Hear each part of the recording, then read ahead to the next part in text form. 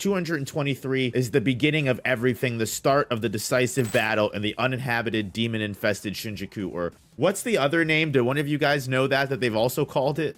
In the actual Viz, let me see. It's like Makyu something. Yeah, Inhuman Makyo Shinjuku Showdown, and then part 1, 2, 3, and so on. Perfect. So the beginning of that amazing fight.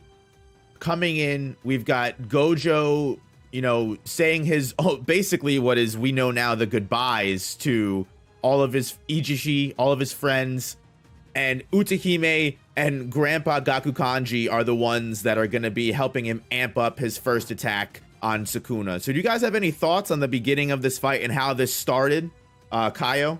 I've seen a lot of people try and downplay Gojo for having assistance in the fight.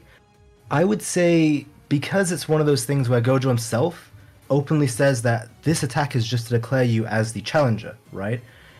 I don't think it's that, I guess, the keyword fraudulent, right? People love to use that word, especially me. Because it doesn't change anything at the end of the day, and Gojo doesn't take advantage of it. It's not like he goes and tries to ham on Sukuna while he doesn't have his arms. If he did that, then it would have been, in my opinion. But I know some people disagree with me on this. Yeah, I know like this was a very controversial moment, but to be honest with you, I think it was a good move. I mean, sorcerer battles, we know, are not even real, like, honorable fights. Am I wrong? Like, there's supposed to be battles between, even what Reggie says is like con artists and deceivers and tricks.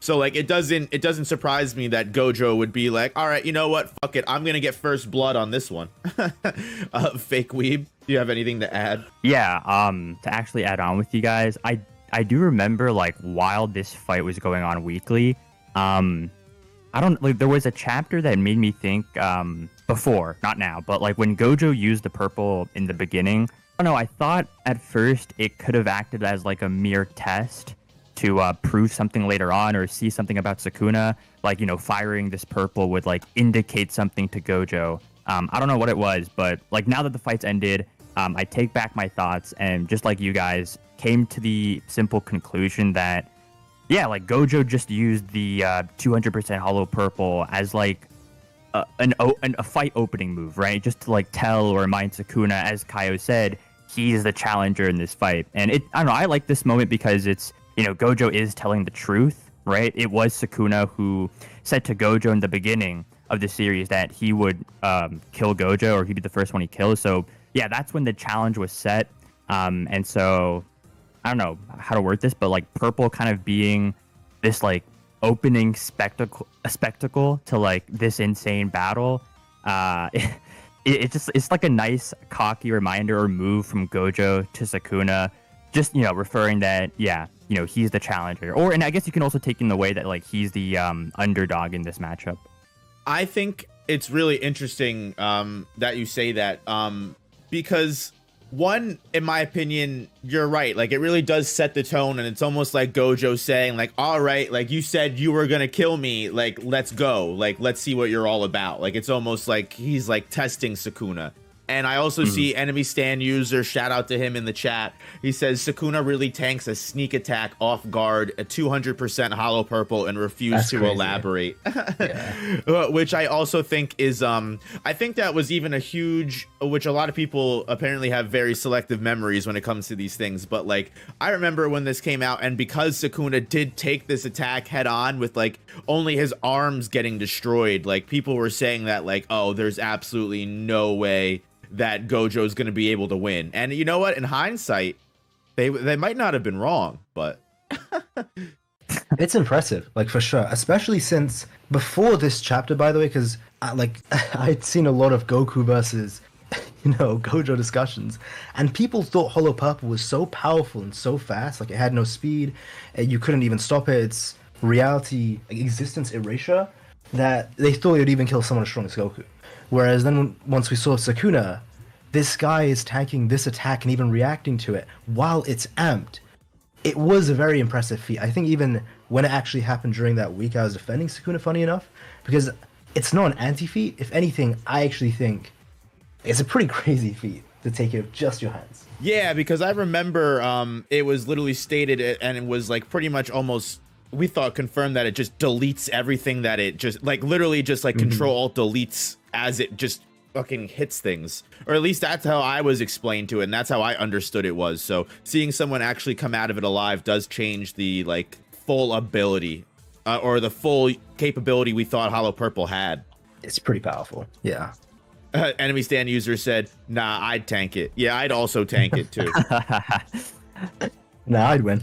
I'd win. But I definitely think it was a great way to start the fight. And the one thing that I think was a really cool introduction to not just the series, but something that we see come up multiple times in this fight is the first time we ever see a curse technique incantation. Do you guys have any like thoughts on like that being introduced to the series? Yeah, that you're right.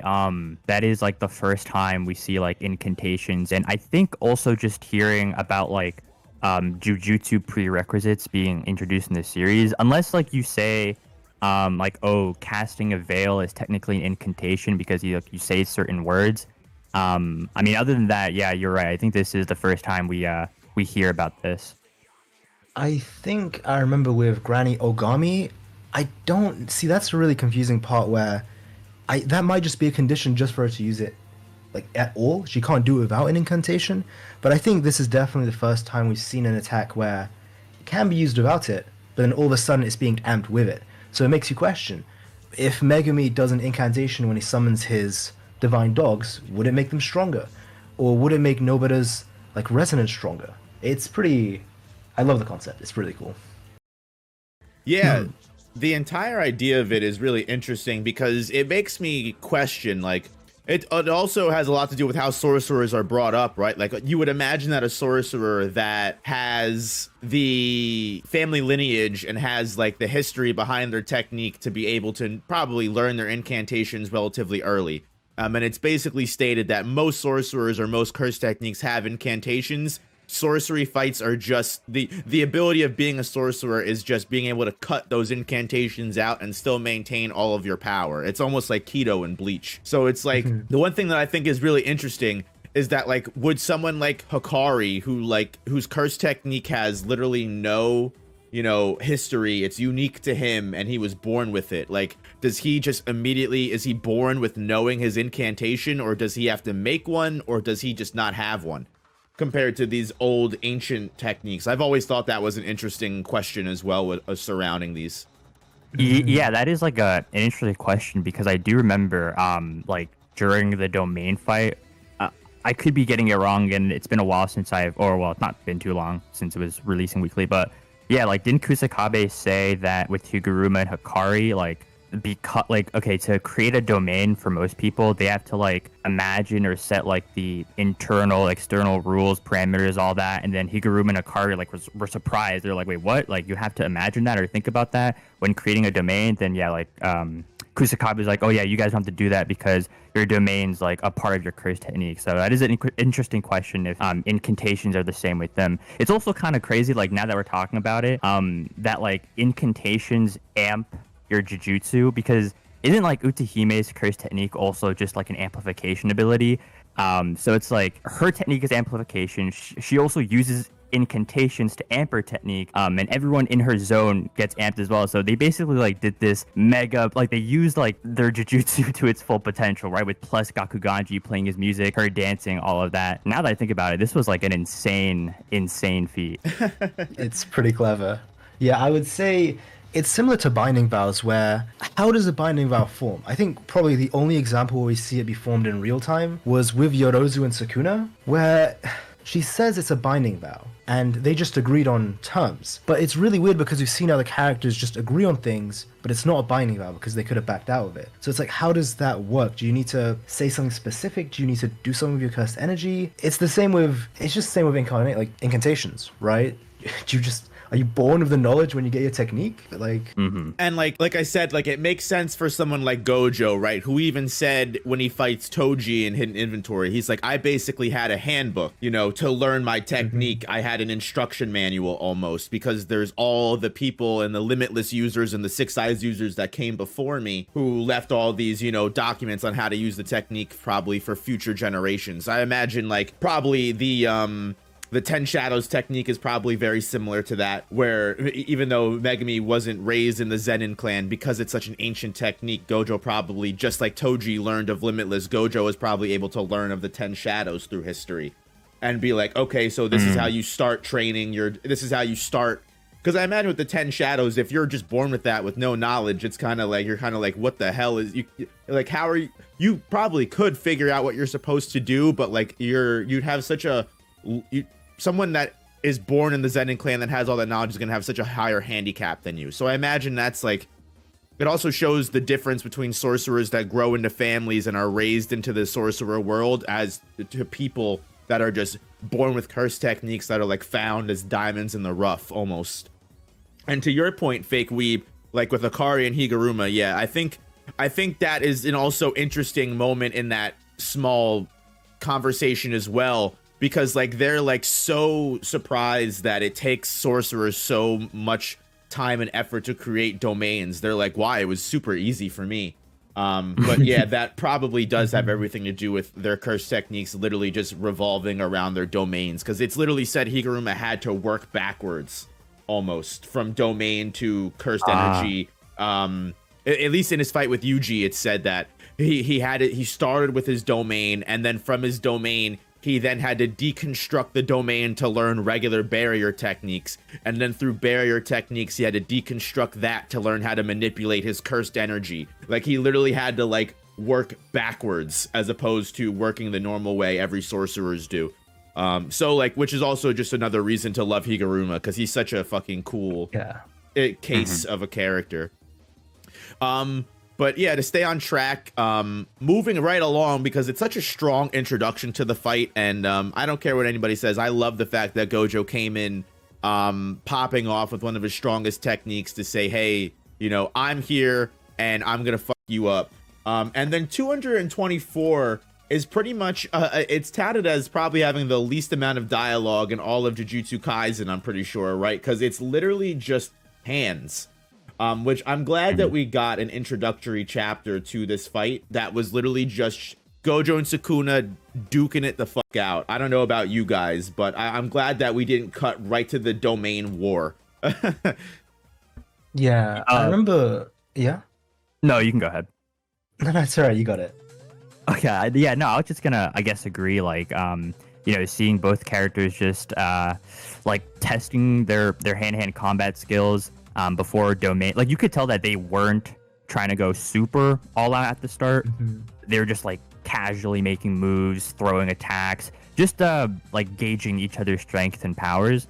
And also like one thing I noticed as I'm reading right now, like when they go hand to hand, it's cool like seeing the intricate detail of, you know, Sukuna can't touch Gojo unless he uses domain amplification because of Gojo's infinity, or whenever Gojo himself touches Sukuna, right? That's something I think like flies over people's heads sometimes.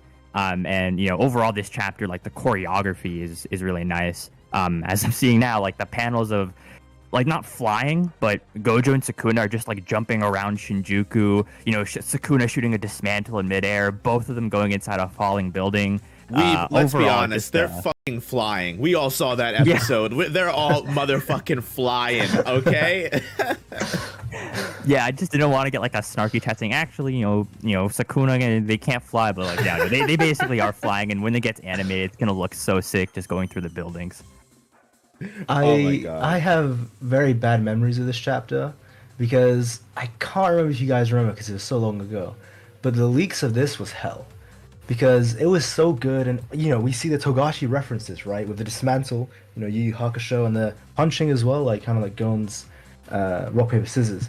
But when there's so many people were complaining, not everyone, I think a lot of people love this, but there was just like this really small vocal minority that was just complaining, saying, "Oh, this sucked. This fight is so garbage so far." Even though it's the introduction, right? We're getting the hand-to-hand, pretty literally the appetizer. This was just the beginning, and I don't know, people were upset. They were expecting too much, I think, right from the start, even though we got such an amazing chapter. And it's nice to see that, obviously now when everyone looks back on it, everyone does think fondly of it. It's a really good start. And especially that moment when they both punched through the door, like that was just phenomenal. I absolutely love that moment. Yeah. No, it's one of the cool things that I really liked in this small chapter was you really see, and I'll say it to the ends of the earth. I don't care what anyone says. This is just the first. This is the first feat we see of Gojo just being able to purely overwhelm Sukuna when it comes to just regular hand-to-hand. And I'll say it to the end of my life that Gojo was clearly the superior fighter when it came to just straight up close quarters fighting. And this is just the first instance of it where Gojo is literally just he throws his foot down, breaks the bridge that they're under, and then he uses the Limitless to take the bridge. And with the Limitless combined, he is just such an overwhelming force when it comes to actual physical fighting. And I think this is one of the biggest first clues we see that Gojo is the superior warrior when it comes to hand-to-hand fighting. And I don't know if any of you guys will disagree with me on that. I think you cooked. Yeah, no, definitely not. I think, like you said, not just in this chapter, but like other chapters we'll go into, there are showcases where, you know, it shows Gojo being the dominant hand-to-hand fighter. Also, like, I guess another thing as I'm reading, because I was kind of confused about this when reading it weekly, but now that the fight's ended, I wanted to hear your guys' thoughts. When in this chapter, like, Gojo said he went through, like, special training, because I remember being in the minority of this, at least from what I saw at the time. Like, I think most people's thoughts were that, like, Gojo's special training was referring to Gojo, like, training a specific skill or just training something special during the time skip, or that he had trained mentally when he was, like, inside the prison realm. But I always thought that Gojo, and maybe this was an obvious thing, maybe I'm just, overreacting, that he was jokingly referring to Toji, you know, since like Sukuna's face. Yeah, okay, you agree? Yeah. That, like, you know, he admits right after, right, by calling him a Toji copycat. And, you know, since he actually fought Toji before, won against him, that was, I guess, like the special training I thought he had in mind. But no, do you guys, like, agree, disagree? I completely agree with you. I don't know if Kaiyo has a different opinion, but that's immediately what I thought of as well, is because Toji and Megami, even though they don't immediately look like each other, I think he was referring like, oh, I've already had special training fighting Toji. Like, I've already had special training fighting someone of your bloodline. Like, don't worry. Like, I'm not afraid to take you on. But I don't know if Kaiyo has a different opinion. No, you guys are right completely now that we have the hindsight as well. At the time, I had actually thought it was a double meaning. So I thought, oh, he's saying, you know, you're still wearing that face. Obviously, he's referring to Toji, but I thought maybe Gege was hinting or foreshadowing a new Gojo technique or something brand new. And I guess I was hoping the entire time I was waiting, maybe we'll see different colors, you know, the white, black, the rainbow, I don't know, like orange, you know, lime green. But it's really cool that he didn't even need it to push Sukuna that far. Just with the blue, limitless, and purple, he did all that. But at the time, yeah, I thought it was just like a double meaning. Maybe a bit of foreshadowing if something did come. But I was wrong. Yeah, no, it definitely could have been for sure. And let me just say, on that point, without going too deep into it, the theories of all the different colors that Gojo was going to use were insane. Let me just say that now. Like, he's coming out with orange. He's coming out with yellow. He's going to come out with white. You know, like, and people are still saying that for his comeback theories, but we won't even get into that. The last thing I want to get into before we move past this chapter, because like we said before, this chapter doesn't have much dialogue at all. It really is just Gojo and Sukuna warming up, in my opinion, and just testing each other out. We do see one of the first instances as well of ultimately what ends up being the conclusion of the fight, in my opinion, because I know a lot of people have a lot of quarrel with Gojo not being able to, with his 6 eyes, detect the cleave that ultimately ends his life. But I think, honestly, this is a foreshadowing moment here with the panel I have on screen of the very first dismantle that is shot by Sukuna at Gojo, where it even looks like, even in this panel, that Gojo's unable to react to it. I don't know if you guys have a different interpretation of this panel, but it seems like even this very first dismantle catches Gojo off guard and only misses him because of the Limitless. I don't know if you guys have a different perspective. No, I think you're right, and it's made worse when Gojo's like, "Oh no," and he looks back like, "I really can't see that. I really missed that entirely." It is a pretty, and you see Sukuna like charging in from the back as well. It's pretty scary for Gojo at that time. Yeah, no, I agree. I think I didn't actually think about that, but you can definitely use this to say like, this is foreshadowing, and you can't see or react when like Sukuna shoots his cleave as you're looking at that panel. And I also thought like, this moment specifically, it was just such a high IQ play by Sukuna because when he shoots the dismantle towards Gojo, like you said, Noop, it obviously doesn't hit him because of his limitless. But the dismantle does hit the building behind Gojo, and I think it's a smart play here because when he comes when Sukuna comes close to Gojo, he then uses domain amplification to nullify his infinity, and as he's doing that, the building was falling on them, via the dismantle slash from earlier. So the building would have hit Gojo since his infinity was being neutralized. And I don't know. I thought that was just such a nice, calculated little play by Sukuna. But obviously, I guess Gojo was even smarter. He knew what Sukuna was trying to do. So he intentionally, I don't know, like if this is the right word to say, but like he, I guess, turned off his infinity. And that like obviously forced them to crash into the building, which was, I don't know, a pretty sick event, I think. No, I think one of the awesome things about Gojo is his it really shows his expertise with the limitless of when he knows when to turn it off and when it's a better actual situation for him in a fight to just turn it off. Yes. Yeah, he's like, you know what, fuck it, if you're just gonna domain amplification, he goes, screw it, I'm just gonna turn off my ability. Like, I think it says a lot to Gojo's expertise, and I think that's one thing we definitely got out of Gojo in this fight is just, I've said it time and time again, like this proves that even without the limitless and the 6 eyes, as much of a great technique as it is, like Gojo is overall just a very fucking strong sorcerer, even without his curse technique, his cursed energy manipulation, and just his battle IQ, his know-how, and his just I will get into it of course in later chapters, but just some of the things that he does and the rules of Jujutsu sorcery that we thought were set in stone that he breaks throughout this fight are just insane to me. Yeah, like just to touch on it real quick, because people think, oh, it's Sukuna who's the prodigy and not Gojo. Gojo's only a prodigy because of the techniques he's born with. No, Gojo is someone who is a Jujutsu prodigy that comes around maybe once every couple centuries. And on top of that, he just also happens to have one of the most powerful abilities in the verse. Like, it's two things are true in this case, but people think, oh no, he's carried by Limitless and 6 eyes, which obviously isn't true. Agreed.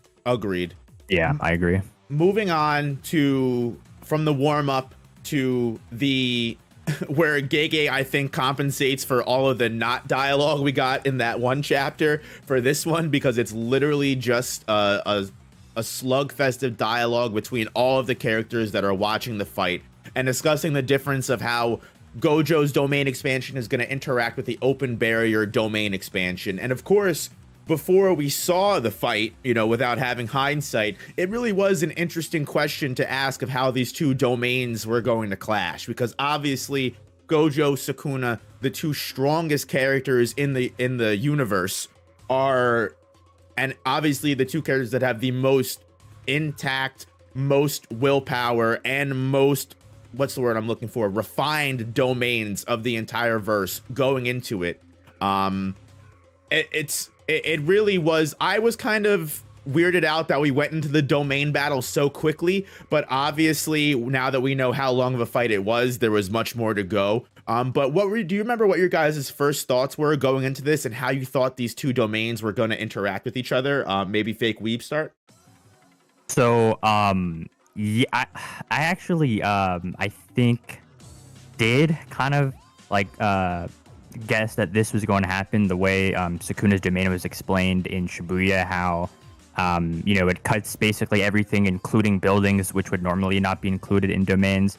But no, I mean, I loved this like domain talk with everyone, and it just really shows how complex the power system is, right? Especially when they question, okay, can Gojo and Sukuna's domain, can they clash or will it be different, right? And even like Kusakabe using the analogy of passing water without the bottle to explain how insane an open barrier is. I love it. Like it creates more what's the word I'm looking for? Like variety, like more possibilities for like any matchups. You know what I mean? Like it's gotten to a point where I feel like it's not, especially with these two, it's not always going to be, you know, whoever has the more refined domain wins. And I like how JJK has that creativity in their fights. And, you know, proof is in the pudding, right? Look at how insanely creative this domain battle was, right? It was not just one domain clash. It was, I think, 4 or 5. So, yeah, I mean, this entire deep dive of the sorcerers, just guessing and analyzing their matchup was, it was amazing to me.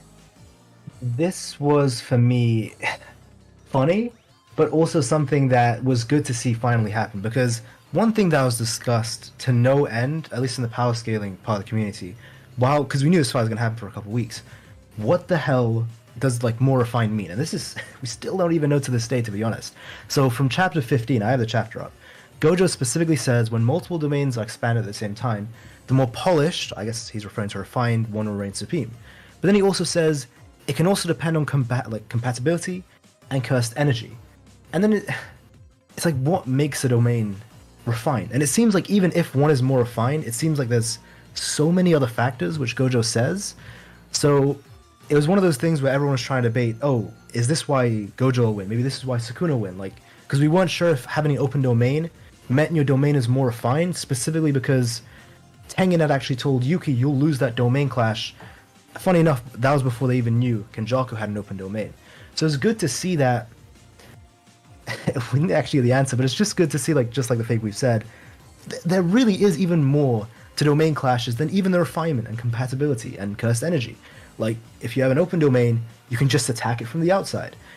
It's really incredible, and I really like there was a unique explanation to it.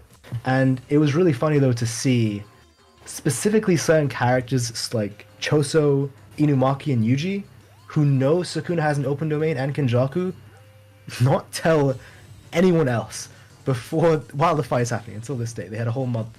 And it's still something that I scratch my head thinking about it, because I pray to God they had told Gojo. I still don't know if they actually told him or not, but I hope they did. Yeah, I think that is something that is a little interesting. I mean, they did definitely had a month. Maybe it was just something that, from what it looks like, they did have a lot of separate conversations and separate groups talked. As we know now with the Takaba versus Kenjaku chapter, there was even a smaller subsection of people that were plotting other things that other people weren't even present for. So maybe it was a discussion that, yeah, like you said they talked about with Gojo and no one else. But either way, I mean, even if they had known, it was definitely unsure how an open barrier would interact with a closed barrier. And we got the finest example right here from the start, because it literally ultimately ends up, at least with their first domain clash, with Gojo's barrier shattering and then his head literally almost coming right off from the start. I think to go into a little bit of the domain clashing aspect of things, I think you guys are right. Like, it does really speak to the intricacies and the complexities of the power system of Jujutsu Kaisen as a whole. And I think this fight alone really set apart, I don't want to say like diehard fans, because I don't want to say that we would just love everything that Gege put out. But at the same time, I think it really set aside the people that are in love with the series for the fights and the power systems, and the people that are just casually into the series and read it because they enjoy shonen.